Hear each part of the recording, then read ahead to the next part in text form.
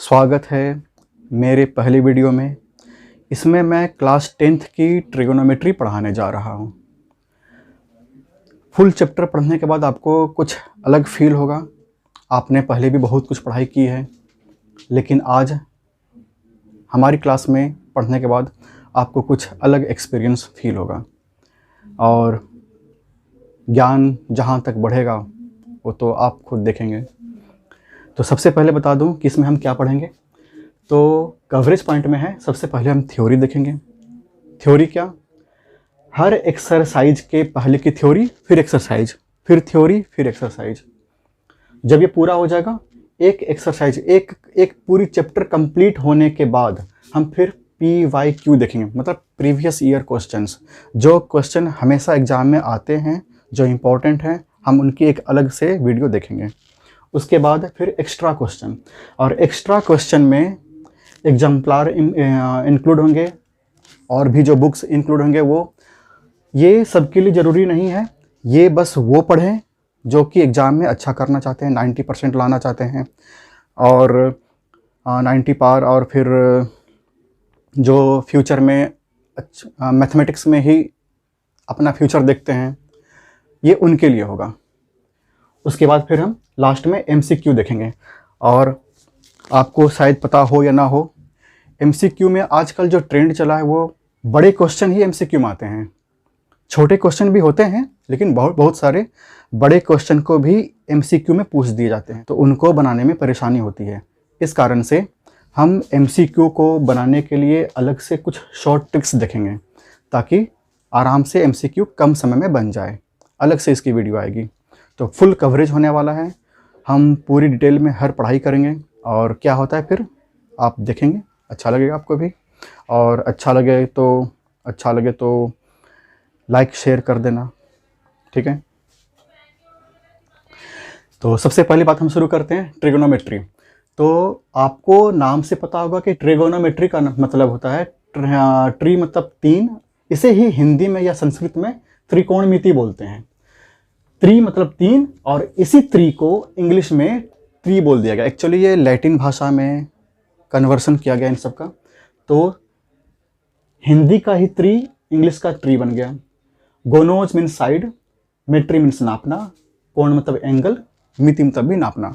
तो त्रिकोणमिति बोलें या फिर ट्रिग्नोमेट्री बोलें, बात एक ही है। दोनों का मीनिंग क्या हुआ? दोनों का मीनिंग है एक ऐसा ट्रायंगल जिसमें तीन साइड्स हों या फिर तीन एंगल्स हों।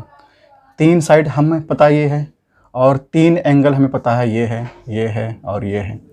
लेकिन क्लास 10th तक, क्लास 11th और 12th में क्या होता है कि हम किसी भी ट्रायंगल का ट्रिग्नोमेट्री पढ़ सकते हैं, लेकिन क्लास 10th तक ये रिस्ट्रिक्शन है कि पूरी चैप्टर नहीं पढ़ेंगे, या फिर कहो तो कि हम सभी तरह के ट्रायंगल नहीं पढ़ेंगे। जो क्लास 10th में है वो ट्रायंगल होगा ऐसा ट्रायंगल जिसमें एक 90 डिग्री होना ज़रूरी है। हमें पता है बहुत सारे ट्रायंगल होते हैं, equilateral triangle, acute angle triangle, लन फन देवानंद, बहुत सारे। तो हम सिर्फ 90 वाले ही पढ़ेंगे क्लास 10th में। आपको कुछ बेसिक पता हो ना हो, मैं कुछ बेसिक बता दूं। ये पहले भी क्लास में आ चुके हैं, और जब बेसिक जान जाएंगे तो हमें सवाल बनाना आसान होगा। और इस चैप्टर में जो सबसे परेशान करने वाली चीज़ है वो है कि बेस कहाँ लेना है और परपेंडिकुलर कहाँ लेना है। हम इसको अभी डिटेल से पढ़ेंगे, सीख लेंगे, और हर क्वेश्चन में ये बताऊंगा मैं, ये ट्रिक, ये बात बताऊंगा मैं, ठीक है। तो नाम मान लेते हैं कुछ इसका, ABC। 90 के सामने जो है वो होता है H, हाइपोटेन्यूज, ठीक है। ये वाली जो बेस है, इसे हम बेस भी बोल सकते हैं, इसे हम परपेंडिकुलर भी बोल सकते हैं, इसे हम परपेंडिकुलर भी बोल सकते हैं, इसे हम बेस भी बोल सकते हैं। डिपेंड करता है हम किस एंगल के बारे में बात कर रहे हैं।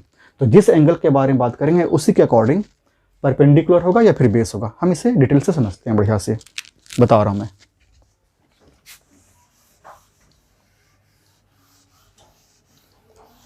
हम सबसे पहले समझ लें कि बेस बोलते किसे हैं। जहां पे कोई चीज टिकाई जा सके उसे बेस कहते हैं। जैसे हम लोग कहाँ खड़े हैं, इस ज़मीन पर, तो हमारे लिए ज़मीन क्या है, बेस है। और बेस पर जो 90 डिग्री बना हो ये दीवार, ये परपेंडिकुलर है। तो क्या ये सिर्फ परपेंडिकुलर ही है और ज़मीन बेस है? नहीं, हमारे लिए ज़मीन बेस है, अभी मेरे लिए ज़मीन बेस है और ये परपेंडिकुलर है। अगर कोई छिपकली यहाँ आकर खड़ी होती है, बैठती है, इसके लिए क्या होगा? तो ये दीवार छिपकली के लिए बेस कहलाएगा और उसकी नज़र में ये ज़मीन जो है वो परपेंडिकुलर होगा। तो क्योंकि ज़मीन उसके लिए 90 डिग्री पे है और वो खुद इसके लिए बेस होगा, तो ये बेस होगा। किसी कील को हम ठोक रहे हैं तो कील के लिए बेस हो जाएगा, ज़मीन परपेंडिकुलर होगा। तो बेस कौन सा होगा, परपेंडिकुलर कौन सा होगा, ये उसके यूज पर डिपेंड करता है। तो उसी तरह से यहाँ पे एक कन्वेंशन माना गया है। वो क्या है कन्वेंशन? कि हम एंगल पे देखते हैं कि परपेंडिकुलर कौन सा होगा और बेस कौन सा होगा। एग्जाम्पल के तौर पे, हाँ, और एक क्वेश्चन में दोनों एंगल यूज किया जा सकता है, तो जो एंगल यूज करेंगे उस टाइम उसी के लिए बेस और परपेंडिकुलर चूज करना पड़ेगा। अगर एंगल बदलेगी तो हमारे बेस और परपेंडिकुलर भी बदल जाएंगे। एग्जाम्पल के तौर पे, अब आ गया मान लो साइन ए। तो ये साइन ए क्या है? साइन ए क्या है? ए क्या हुआ? एंगल। चलो हम एंगल मानते हैं, इस एंगल को मार्क कर लो। हमारे क्वेश्चन में जो एंगल दिया हो उस एंगल को पहले मार्क कर लो। मार्क कर लिया। उसके पहले एक और बात बता दूं कि इस ट्रायंगल में जो 90 डिग्री है, 90 डिग्री के सामने का जो साइड हो उसे हम हाइपोटेन्यूस बोलेंगे, हमेशा होगा ये। फिर क्वेश्चन में जो एंगल दिया हो उस एंगल को मार्क कर लो। उस एंगल के सामने जो हो साइड, इस एंगल के सामने कौन सी साइड है? ये वाली BC, तो इसे हम परपेंडिकुलर बोलेंगे और जो बच जाए उसे लास्ट में बेस बोलेंगे।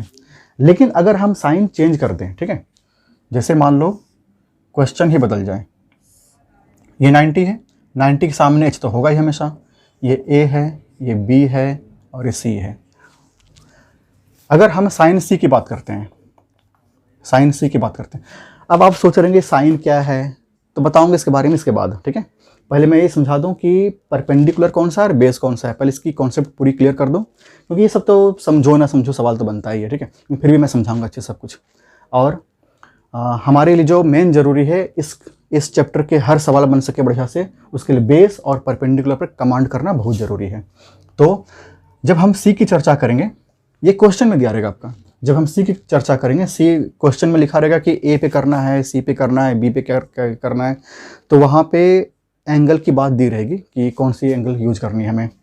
तो जब C की चर्चा करनी है तो ये क्वेश्चन में जब C दिया रहेगा तो ट्रायंगल में पहले C को मार्क करो, C के सामने का जो साइड होगा वो परपेंडिकुलर होगा और जो बच जाए लास्ट में वो B होगा, बेस होगा। एक और क्वेश्चन देखते हैं, ठीक है। एक ट्रायंगल बनाओ ऐसे, ये मान लो 90 डिग्री है।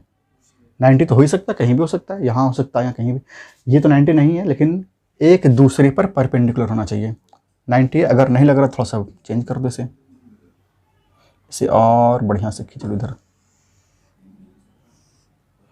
तो ये होगा परपेंडिकुलर। तो जो परपेंडिकुलर नाम मान लो A B C, ठीक है। B पे 90 डिग्री है। अब ये जरूरी नहीं कि 90 डिग्री B पे ही होगा, कहीं भी हो सकता है, ठीक ना। तो 90 डिग्री B पर है, तो 90 के सामने जो साइड है इस साइड को हम बोलेंगे H।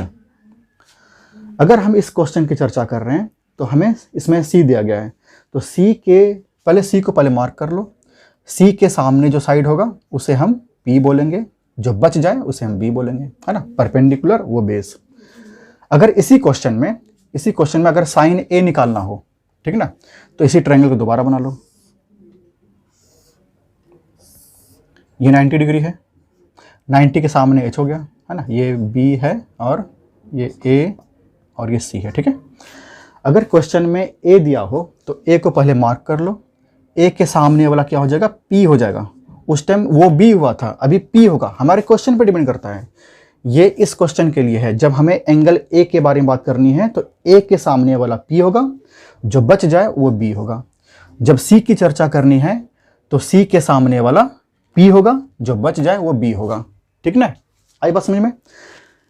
तो कन्फ्यूज ना हो, अगर जिनको समझ नहीं आई हो तो कन्फ्यूज ना हो, परेशान ना हो, क्योंकि हर क्वेश्चन में ये बात मैं बताऊंगा, फिर फॉर्मूला लिखकर सारा काम करूंगा आगे, ठीक है। और अगर फिर भी एक बार सुनना हो तो पीछे जाकर सुन लो, ठीक है।